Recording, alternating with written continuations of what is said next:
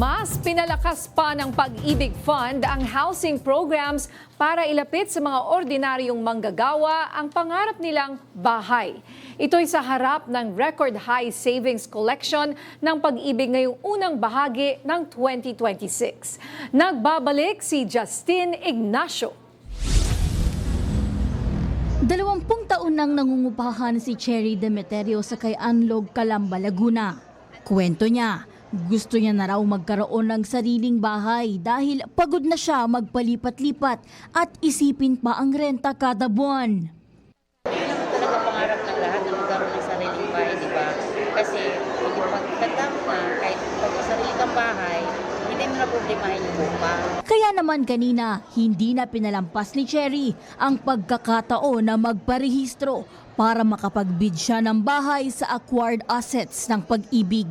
Formal na kasing binuksan sa Jose Rizal Coliseum sa Calamba City, Laguna ang 2 araw na Pag-ibig Fund Housing Fair para sa mga nasa South Luzon. Layon ng housing fair na ito na ilapit sa mga miyembro ang abot kayang housing units mula sa mahigit 50 partner developers.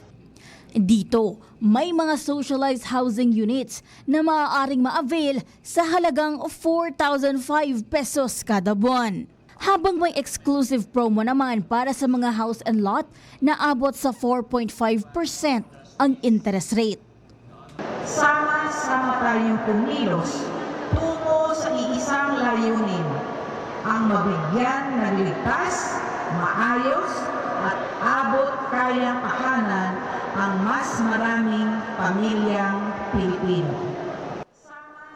Sa talaan ng Pag-ibig Fund, inanunsyo ni Chief Executive Officer Marilyn Acosta na umabot na sa 17.08 million ang aktibong miyembro ng Pag-ibig Fund noong nakaraang buwan. Pumalo naman sa record high na 53.77 billion pesos ang naitalang total membership savings para sa first quarter ngayong taon. 19.9 billion pesos dito ay mula sa regular savings. Yan 19.9, yan po yung mandatory na 200 pesos. Meanwhile, yung voluntary savings na tinatawag natin MP2 savings climbed to 33.87 billion. Voluntary po yan. Mas mataas niya ang nakolekta nila sa voluntary kumpara sa mandatory collection. Dahil sa strong financial performance ng Pag-ibig Fund, naging posible ang mga promo at subsidized interest rates. Maaaring dalhin ang valid ID at proof of income para sa mga nagnanais na lumahok sa programa. Ako si Justin Ignacio ng PRTV News, nagseserbisyo para sa Pilipino.